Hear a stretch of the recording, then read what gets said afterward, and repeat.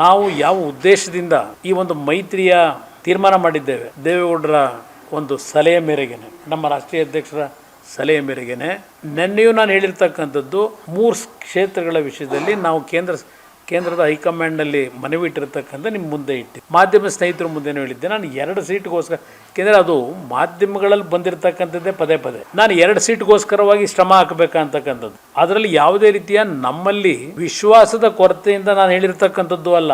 ಸಭೆಯಲ್ಲಿ ನಿನ್ನೆ ಏನು ಚರ್ಚೆ ಆಯಿತು ನಮ್ಮ ಕೋರ್ ಕಮಿಟಿನಲ್ಲಿ, ಆ ಹಿನ್ನೆಲೆಯಲ್ಲಿ ನಿಮ್ಮ ಗಮನ ಸೆಳೆದೆ ಅಷ್ಟೇ. ಇಷ್ಟಕ್ಕೇನೆ ಈಗ ನಮ್ಮ ರಾಜ್ಯದ ಪಾಪ ಅದೆಂಥದ್ದು ಟ್ರಬಲ್ ಶೂಟರು, ಹಿಂದೆ ನನ್ನ ಸರ್ಕಾರ ನಡೆಸಬೇಕಾದ್ರೆ ಟ್ರಬಲ್ ಶೂಟರ್ ಅಂತ ಹೇಳಿದವರಲ್ಲ ನೀವು.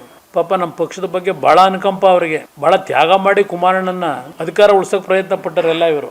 ಭಾಳ ಶ್ರಮಪಟ್ಟು ಮಂಡ್ಯದಲ್ಲಿ ನಿಖಿಲ್ ಕುಮಾರಸ್ವಾಮಿನ ಗೆಲ್ಸೋಕೆ ದುಡಿಮೆ ಮಾಡಿದಾರೆ ಇವರೆಲ್ಲ. ನನ್ನ ಕಾರ್ಯಕರ್ತನ ಉಳಿಸಿದಾರೆ ಇವರು. ಇವತ್ತೇನೋ ಹೇಳಿಕೆಯನ್ನು ಗಮನಿಸಿದ್ದೆ ನಾನು ಮೊದಲೇ ಹೇಳಿದ್ದೆ, ಅಯ್ಯೋ ಪಾಪ ಈ ಥರ ಆಗ್ತದೆ ಅಂತ, ಇಷ್ಟು ಬೇಗ ಆಗುತ್ತೆ ಅಂತ ನಾನು ನಿರೀಕ್ಷೆ ಇಟ್ಟಿರಲಿ. ಏನಾಗಿದೆ ಶಿವಕುಮಾರ್ ಅವ್ರನ್ನ ಕೇಳಲಿಕ್ಕೆ ಬಯಸ್ತೀನಿ.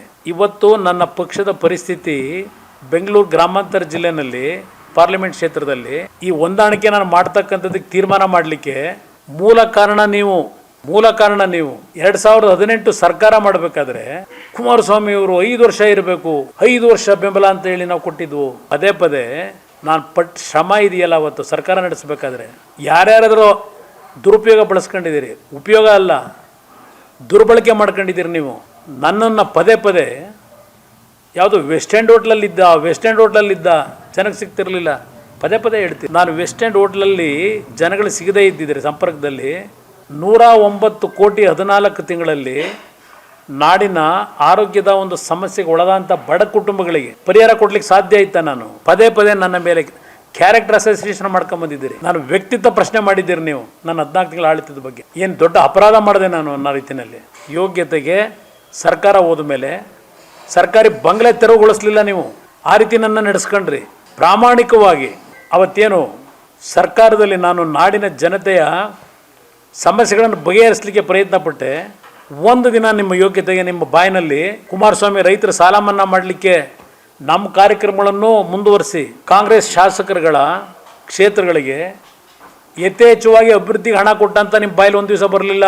ಶಿವಕುಮಾರ್, ನೀರಾವರಿ ಇಲಾಖೆ ಯಾವ ರೀತಿ ನಿಮಗೆ ಮುಕ್ತವಾದ ಅವಕಾಶ ಕಲ್ಪಿಸಿಕೊಟ್ಟಿದ್ದೆ? ನಾನು ಇಂಟರ್ಫಿಯರ್ ಆಗಿದ್ನ ನೀರಾವರಿ ಇಲಾಖೆಯಲ್ಲಿ ನೀವು ಮಂತ್ರಿಗಳಿದ್ದಾಗ? ಇವತ್ತು ನನ್ನ ಪಕ್ಷದ ಕಾರ್ಯಕರ್ತರಿಗೆ ಕರೆ ಕೊಡ್ತೀರಾ? ಅಯ್ಯೋ ಇವತ್ತು ದೇವೇಗೌಡರು ಅವ್ರ ಅಳಿಯನ್ನೇ BJP ಕಳಿಸ್ಬಿಟ್ರು, BJP ಅಭ್ಯರ್ಥಿ ಮಾಡಿ. ಅವ್ರ ಕುಟುಂಬದಲ್ಲೇ ಈ ಪರಿಸ್ಥಿತಿ. JDS ಕಾರ್ಯಕರ್ತರ ಭವಿಷ್ಯ ಏನಾಗುತ್ತೆ? ಬನ್ನಿ ನನ್ನ ಪಕ್ಷಕ್ಕೆ. ಯಾವ JDS ಕರ್ನಾಟಕ ರಾಜ್ಯದಲ್ಲಿ ವಿಶೇಷವಾಗಿ ಹಳೆ ಕರ್ನಾಟಕ ಭಾಗದಲ್ಲಿ ಸದೃಢವಾಗಿ ಬೆಳೆದಿತ್ತು, ಆ ಶಕ್ತಿಯನ್ನು ಉಳಿಸ್ಕೊಂಡಿದ್ವು. ನಿಮ್ಮ ಕುತಂತ್ರದ ರಾಜಕಾರಣದಿಂದ ಸರ್ಕಾರ ಮಾಡಬೇಕು, ಜನ ತಿರಸ್ಕಾರ ಮಾಡಿದರು ನಿಮ್ಮನ್ನು. ಸರ್ಕಾರ ಏನು ನಡೆಸಿದ್ರಿ, ನಿಮ್ಮನ್ನು ಜನ ಅವತ್ತು ಅಧಿಕಾರದಿಂದ ತಿರಸ್ಕಾರ ಮಾಡಿ ಹೊರಗಿಟ್ರು. ಅಂಥ ಸನ್ನಿವೇಶದಲ್ಲಿ ನಮ್ಮ ಮನೆ ಬಾಗಿಲಿಗೆ ಬಂದು ಸರ್ಕಾರ ರಚನೆ ಮಾಡಬೇಕು ಅಂತ ಹೇಳಿ ನಮ್ಮನ್ನು ಎಳೆದೋದು. ಇವತ್ತು ನೈತಿಕತೆ ಬಗ್ಗೆ ಚರ್ಚೆ ಮಾಡ್ತಿರಲ್ಲ, ಜಾತ್ಯತೀತ ಬಗ್ಗೆ ಚರ್ಚೆ ಮಾಡ್ತಿರಲ್ಲ. ನಮ್ಮನ್ನು BJP ಬಿ ಟೀಮು ಅಂತ ಹೇಳ್ದಂತಾರೆ ನೀವು. ಕಳಿಸ್ದವ್ರೆ ನೀವು ನಮ್ಮನ್ನು.